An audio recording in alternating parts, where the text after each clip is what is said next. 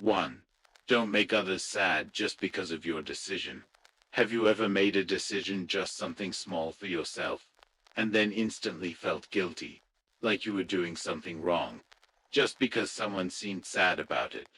They didn't say anything directly, but maybe it was a sigh, a look, a long silence, and suddenly, you feel like taking it all back. Have you ever felt that? I have.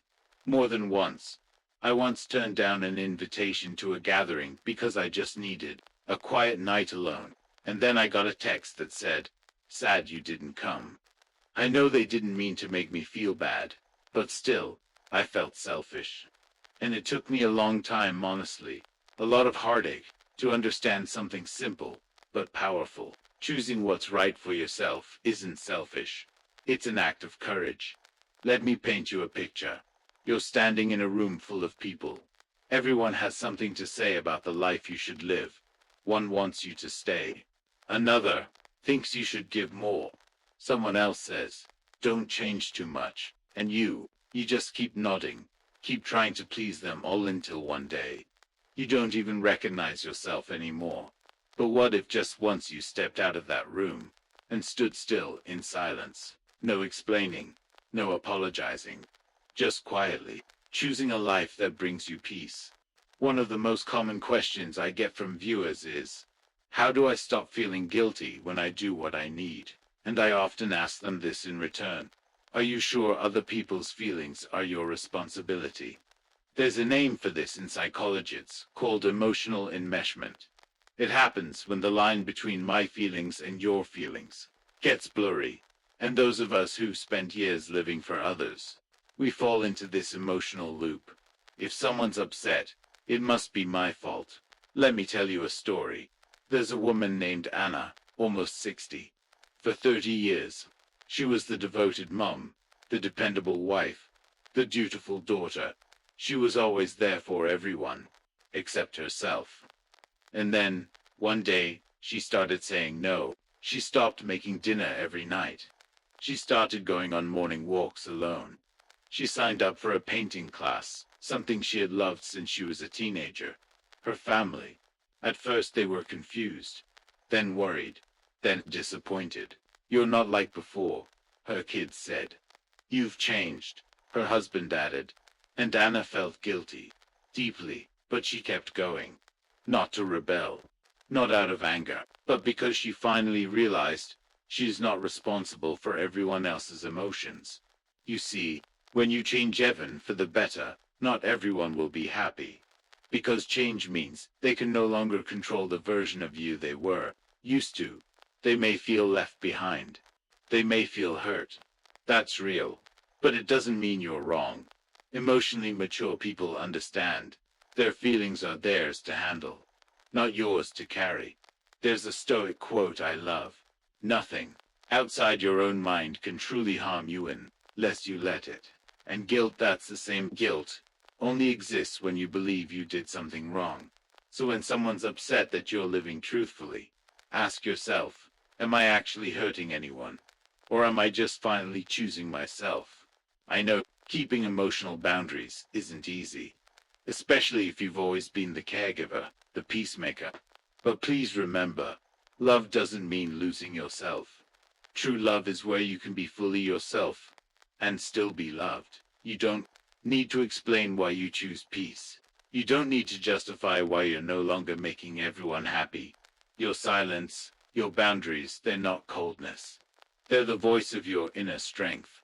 You weren't born to be a supporting role in someone else's story. You're here to write your own dot. So if today, you're standing at a crossroads between what others want and what you know is right for you, I hope you choose yourself, even just this once. No permission needed. No fear dot, because in the end, you're the only one who has to live your entire life with you. And if no one's told you lately, you're not wrong for living honestly. Now you've heard it from me. Too. Why have you changed so much lately? When your change makes others uncomfortable, maybe you've heard this before. You've changed, not with curiosity, but with judgment, maybe even disappointment. Like you've done something wrong. I remember once, a friend said, Exactly that. To me, after I started living differently, I wasn't saying yes to every invite anymore. I was setting boundaries, taking time for myself, doing what gave me peace. And she looked at me half surprised, half upset and said, "You're not the same. What happened to you?" I smiled gently, because I realized what bothered her wasn't that I'd changed. It was that I no longer fit into her expectations. Have you ever felt that? You didn't change for anyone else. You changed because you were tired. Tired of being too far from yourself. And eventually, you started coming home back to your values, your voice, your long-forgotten dreams. And suddenly, people look at you like you've betrayed them. Let me be honest with you. Change is not betrayal. Change is return. A return to who you really are. The people who are used to your easygoing version, they might get nervous when you start setting boundaries. The ones who relied on your constant self-sacrifice, they might not be thrilled when you start loving yourself more. And that's okay. The Stoic said, you can't control how others respond. You can only control how you live. You're not obligated to keep being the old version of yourself, just to make others comfortable. Let me share a story with you. There's a man named Daniel, around 55. For over 20 years, he lived like a shadow of expectations. The perfect dad, the dependable husband, the never-complaining employee. One day, he bought a second-hand motorbike, the kind he used to dream about as a boy.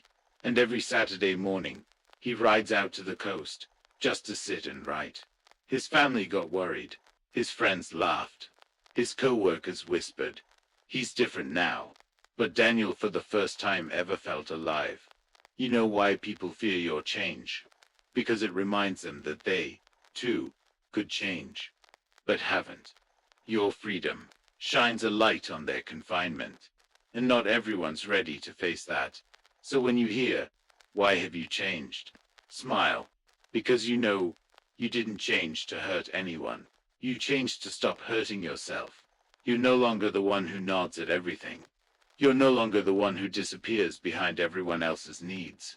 Now you're someone who stays quiet when needed, who steps away when tired, who walks away when your heart is no longer at peace. Don't that? That's something to be proud of. So please remember, you don't have to justify the change that brings you peace. Your silence speaks volumes. Your boundaries are sacred. Your freedom is the proof you're finally living on your own terms. And if someone asks, "Why have you changed?" look them in the eye, gently, and if you feel like saying something, just say, "I haven't changed. I've come home to myself." If you're in the middle of a quiet transformation, slow or silent, know this: you are not alone. And if this message speaks to you, say it out loud or write it below. I give myself permission to change. That's your gift to yourself today. 3. Not leaving anything for your kids. When an invisible duty stops you from living for yourself, sometimes people ask in the kindest way possible, "So you're not leaving anything for your grandchildren?" Sounds familiar. It often comes up in family chats, neighborhood gossip, even from your own children. Soft, casual, but powerful enough to keep you up at night. Let me ask you something. How many years did you live for others? How many times did you push your dreams, your feelings aside, just to fulfill the role everyone expected? Being a perfect dad, devoted mom, doting grandparent. And now, when you begin to live a little for yourself, take a trip, buy something you love, this question pops up. Is that selfish? Aren't you neglecting your grandchildren? Pause and think for a moment. What do your grandchildren actually need? Is it a house, a bank account, a closet full of unused things? Or is it something much more vibrant, a grandparent who dared to live fully, to enjoy life, to love the world even in their later years? I met a wonderful woman named Kate, 67 years old. She had spent her life saving, giving up simple joys, all for the kids, she'd say. Then one day, after a mild stroke and a hospital stay, she told me, "NGC, I finally realized I don't want to live like a walking savings account." So I asked, "What are you going to do next?" She smiled softly, but brightly. Going to learn to dance. I haven't done a full rumba in decades. Can you feel that? What you leave behind isn't just money. It's a living legacy, inspiration, zest, courage to be yourself, no matter your age. When you live fully, you're not only giving yourself joy, you're also teaching your descendants a silent lesson. Your grandparents actually lived.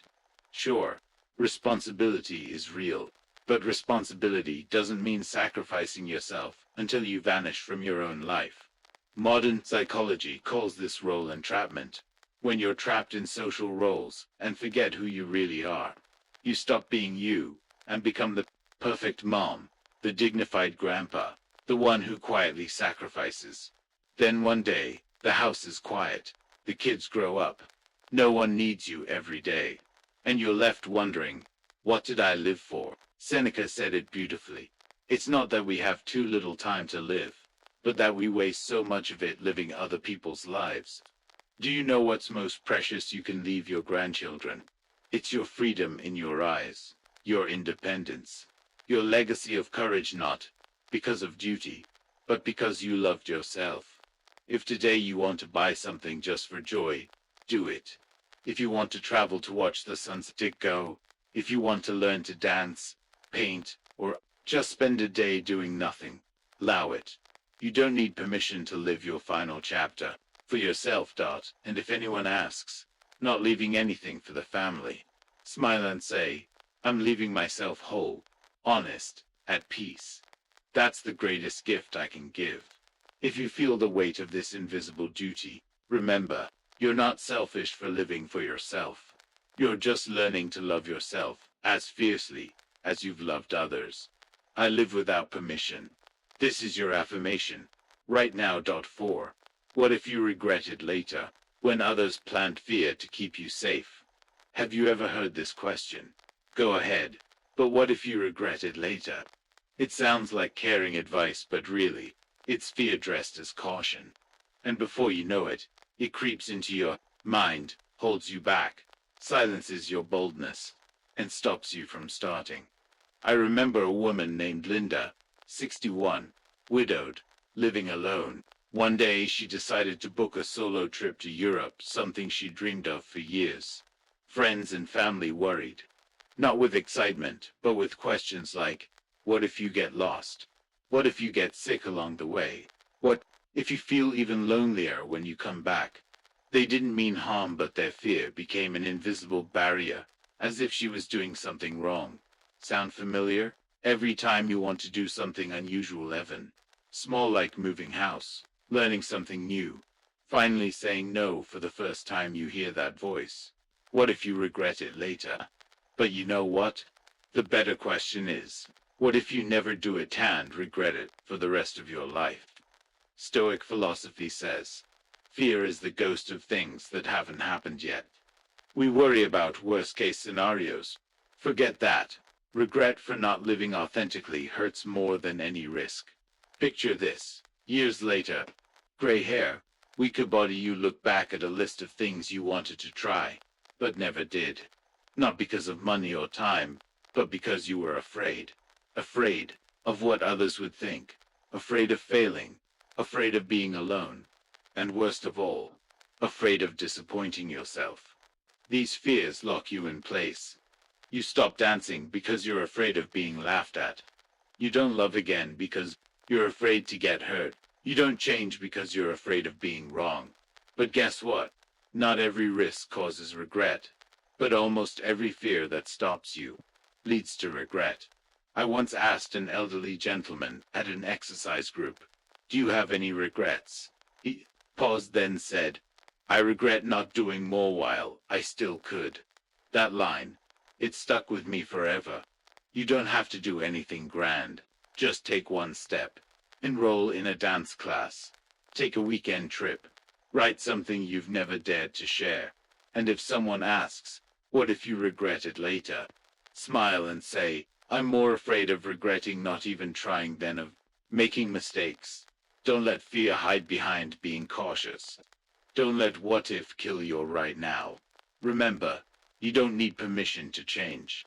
You don't need everything to be perfect. You don't need someone else's guarantee. Because living is about stepping out. It's about trying. It's about leaving your comfort zone, even if just once, to be fully yourself. If you're standing at a decision point, and fear makes you hesitate, remind yourself, I choose to step forward, not wait for perfect. Because only you can decide what's worth living for, in the time you have left. 5. Why don't you ask anyone for help? When independence is being mistaken for coldness, have you ever had someone ask you, why won't you let anyone help you? Sounds caring, right? But if you've spent years quietly handling everything on your own, you know it often carries a different meaning. Not encouragement, but a hint of blame. Because your independence makes others feel left out. Let me ask, since when did being self-sufficient become uncomfortable for others? When did not needing help start being seen as cold, distant, or stubborn? I want to tell you about someone I admire, my dear friend Jane. After her husband passed and her 3 kids married, she lived alone. Neighbors would say, she's living fully independent, driving herself to the doctor, fixing her own things, not needing anyone. One day I asked her, don't you ever feel lonely, not asking anyone for anything? She smiled at me and said, lonely? No, but I did get tired of always feeling like I owed someone. I chose to live like this not because I don't trust anyone, but because I finally learned to trust myself. See, some people aren't lonely because they live independently. They feel lonely when they can't live true to the strength they've built over all those years. Modern psychology calls this chosen later life independence. When older adults deliberately take control of their lives, refusing to become dependents or ask for time or attention from the younger generation. And that's not wrong. It's actually a deep expression of self-worth. Stoic philosophy teaches true strength isn't about making others help you, it's about not having to depend on them. But here's the thing. Your independence may make people uncomfortable because you did something wrong, but because they're not used to it. They expect older folks to need help, to lean on someone, to not do things alone. But you're walking with quiet confidence. Sometimes even going alone you seem unfamiliar. And that discomfort gets projected onto you. I'm not saying never ask for help. Rather, you have the right to choose when you do and when you don't. You can say, I'm fine.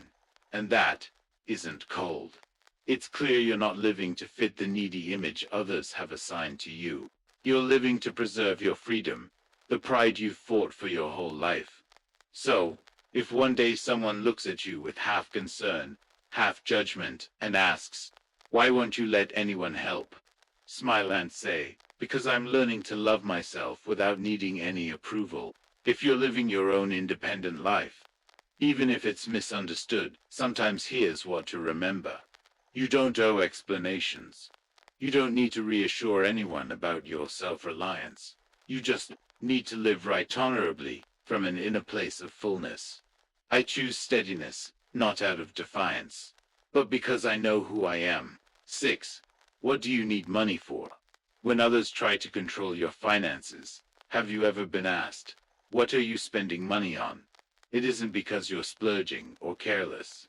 It's because you've started spending money on yourself, a massage chair, an art class, a short getaway, a fancy dinner out, and then, almost like a joke, someone says, what's this money for? Shouldn't you be saving it for the grandkids? Doesn't that feel odd? You've worked your entire life.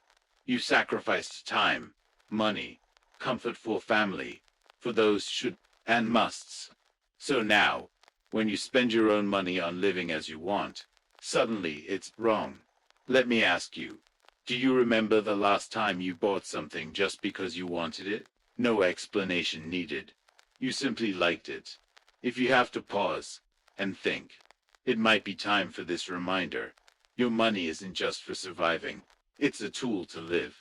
Psychologists call it financial emotional autonomy. When you use money, not only for safety, but to nurture your feelings, your hobbies, your long-neglected dreams. I once met a retired teacher named Lan. She'd always lived frugally, saving for emergencies, saving for the grandkids' tuition. One day she told me, eyes welling, "I always wanted to learn piano, but I thought, I'm old now. Why spend the money? I have the time and means now. But my kids say, Mom, don't waste it." She still hasn't signed up for that class, not because she lacks money, but because she fears being judged. Seneca said, "Wealth is not about having much, it's about needing little." But here's the truth. Money that just sits in the bank is a number. Money used to enjoy life. That's joy, purpose, and respect for yourself. I hear people say, if I spend on myself, I'm selfish. Flip it. If I don't dare to live with what I've earned, then who am I actually living for? You don't need to spend extravagantly, but you do have the right to spend without asking permission. You have the right to buy a pair of shoes because they make you feel beautiful. Take a restful vacation because you deserve rest. Enroll in a pricey class simply because you're curious. Because after years of giving to others, now it's time to live for yourself, and that's never wasteful. And if someone asks, what's the money for? Smile and say, money isn't just for existing. It's for living fully every single day. I live with the worth I've earned. This isn't boasting, it's a reminder. You don't need anyone's approval to live your truth. 7. Why haven't you been dropping by lately? A question dressed up as care, but really, it's pressure. Have you heard someone say this? Why haven't you been dropping by lately? On the surface, it sounds warm, gentle, like they're genuinely missing you.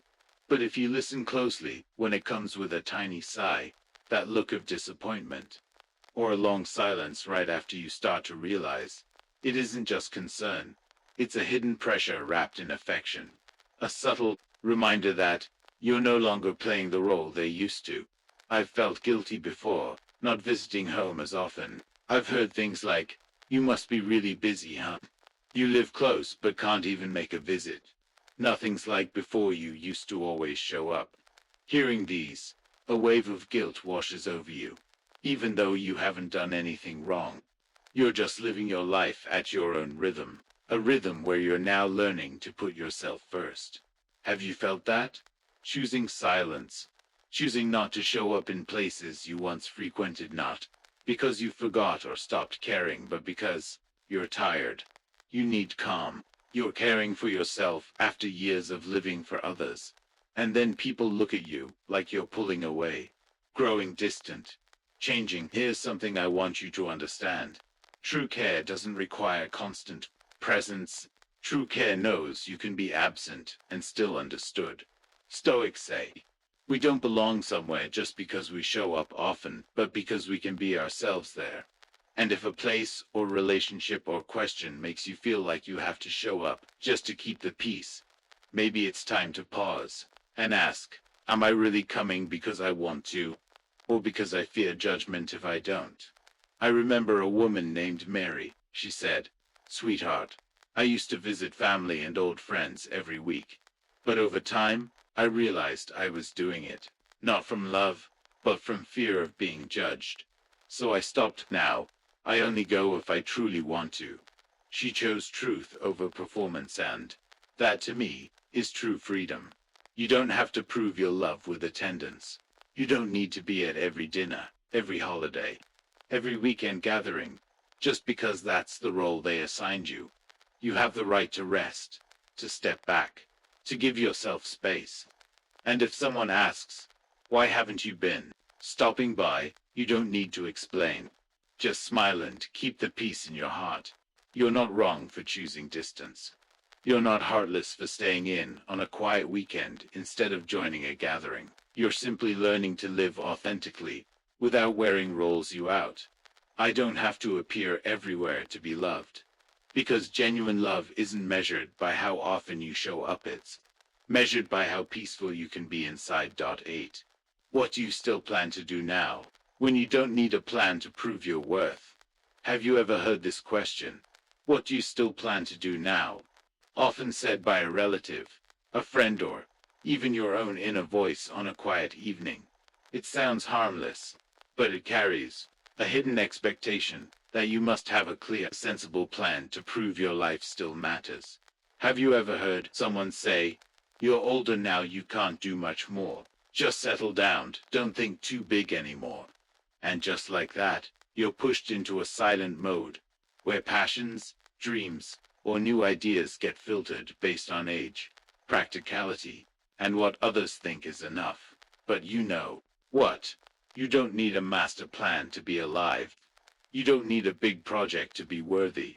You don't have to prove anything to be deserved of this time you have left. The Stoics taught, what matters isn't what we do, but how awake we are in the doing. I once met a man named William, 62, retired after decades of teaching. He hasn't written a book. He doesn't run a class. He's never made a podcast. He's just growing orchids.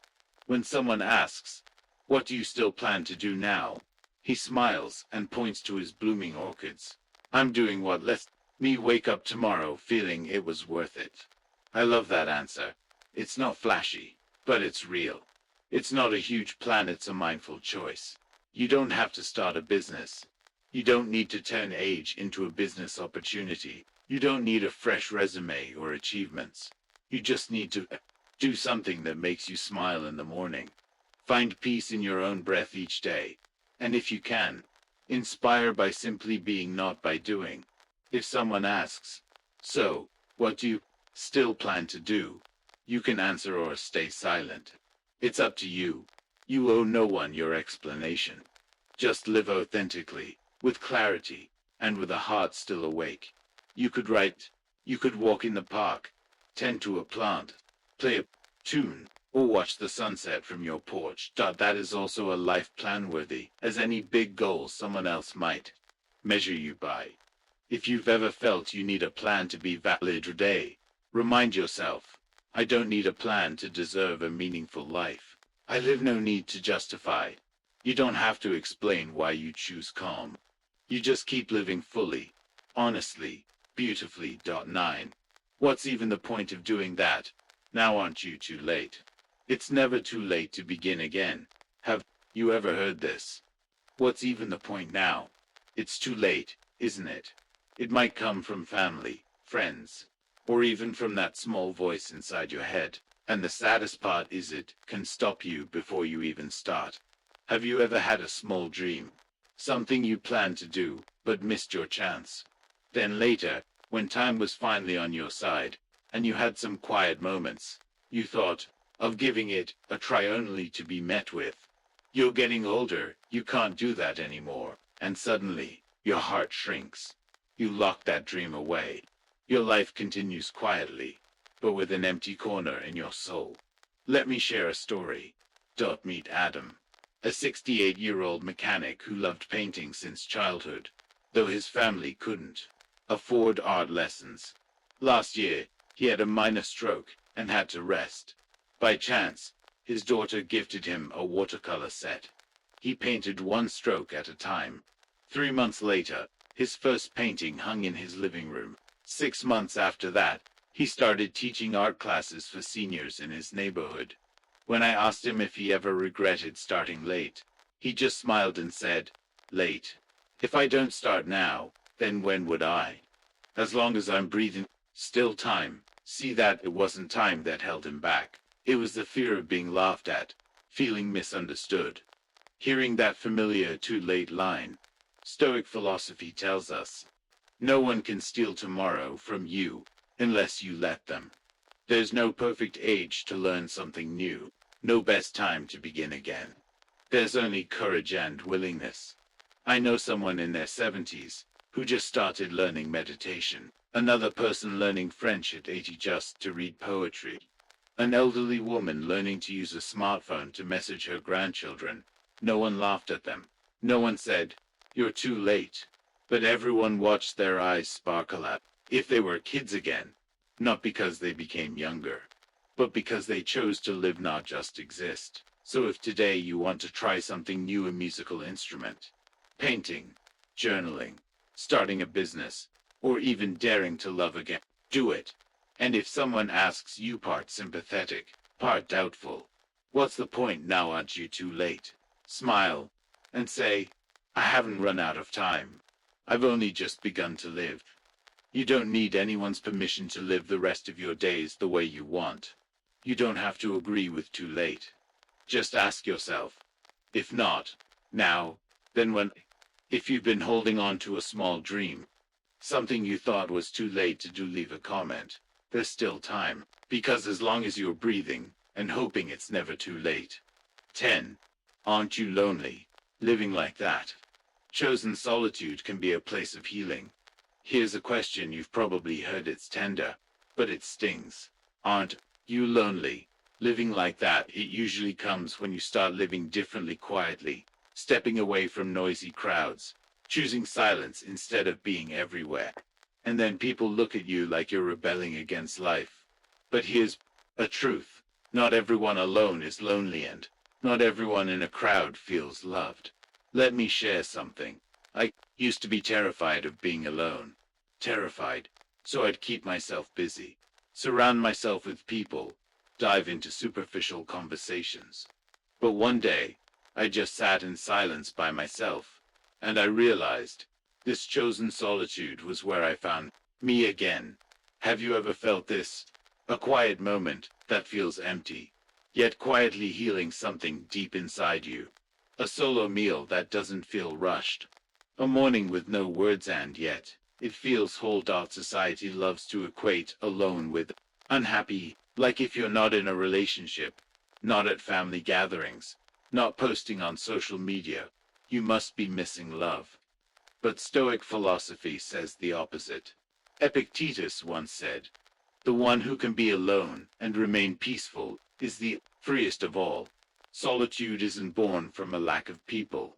It comes from a lack of connection to yourself. And sometimes, stepping away from the noise is how you return to listen, to heal, to come back stronger. I know a woman in her mid-60s who chose to live alone in a quiet neighborhood after her kids grew up. Friends asked, are you not lonely, living like that? She smiled. I was, at first. But now each morning, I listen to the birds. Each afternoon, I tend my plants and read, and my heart fills again. Do you see? Chosen solitude isn't sadness. It's space. Healing space. A porch to sit on after years of running to someone else's beat. If someone asks, aren't you lonely living like this? You don't have to reply in words. Sometimes, the silence itself is the fullest answer. If you're living alone, finding your own rhythm, learning to love silence, know this. You're not wrong. You're on a rare journey, the journey back to yourself. I'm not lonely, I'm healing. Because you